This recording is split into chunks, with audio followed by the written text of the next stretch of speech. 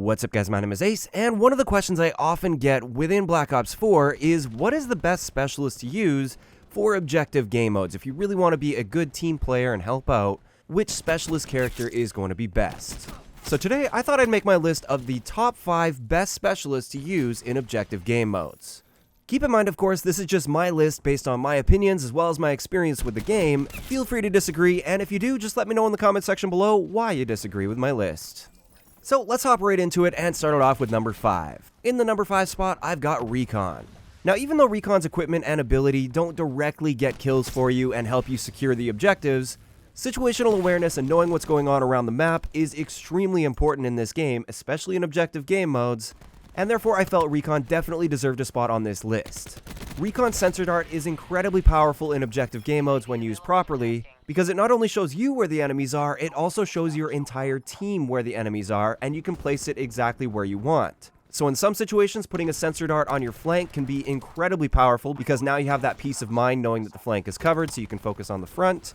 Or in some situations, putting that sensor dart directly on the objective itself can be vital in helping your team attack that objective and take it over, because you'll know exactly where the enemy players are within that objective area.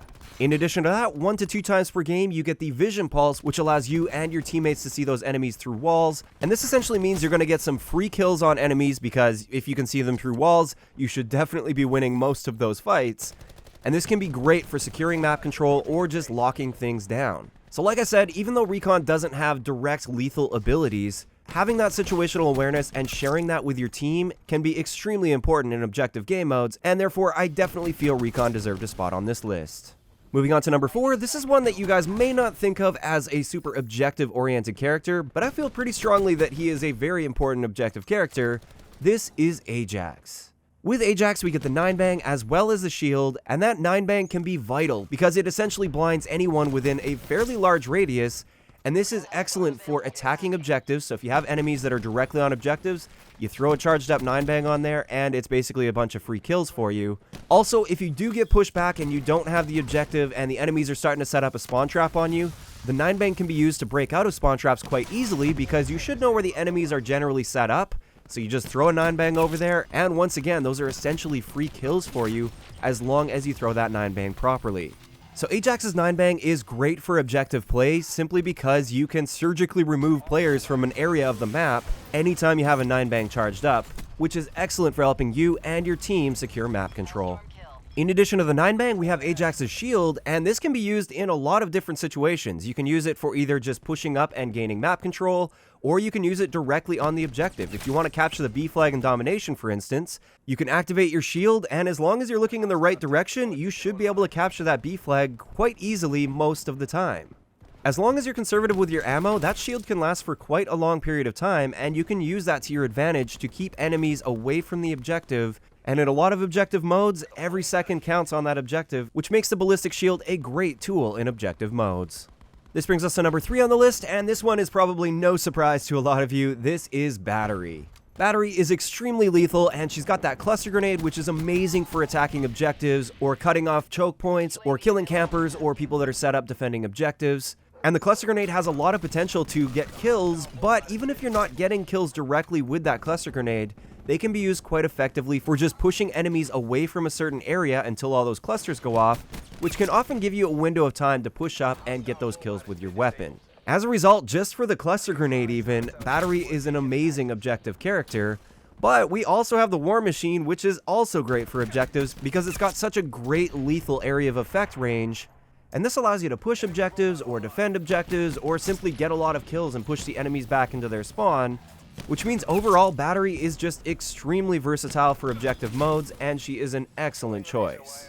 Moving on to number 2 on the list, this is Seraph. Now with Seraph, the key for objective game modes is that tac deploy beacon. You can essentially choose where your teammates will spawn, or at least the general area they'll be spawning, which can be used incredibly effectively at gaining map control and holding that map control. So even if your teammates are dying, they'll be back in the fight as soon as possible. They don't have to run all the way from the other side of the map.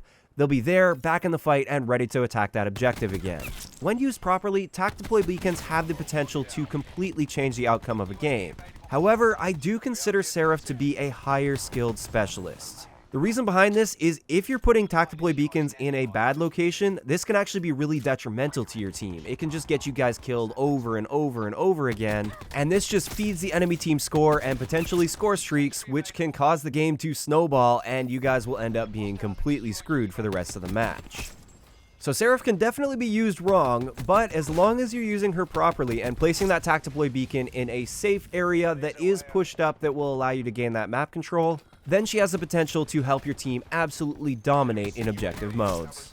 As for her special weapon, which is the Annihilator, this one is more so just for the individual. It's not really the greatest at helping the team in objective modes. It's not like the War Machine, which has a crazy lethal area of effect range. It's more of a precision type weapon. Of course, it can help the team if you're getting a bunch of kills with it and pushing the enemies back, but it's not necessarily the greatest objective-oriented weapon. Now, before we move on to the #1 spot on this list, I did want to give an honorable mention to Zero. Zero is a specialist character that I didn't necessarily feel like she belonged on this top 5 list. However, I did want to point out that she can be a great asset to the team in objective modes because of her ability to shut down enemy equipment and streaks, and also scramble the radars and everything, which can really help your team out in objective modes, but more so indirectly. It's not like the spawn beacon, for instance, which will anchor your team's spawn up towards the objective, or battery, which can clear off a bunch of enemies on the objective and take them all out.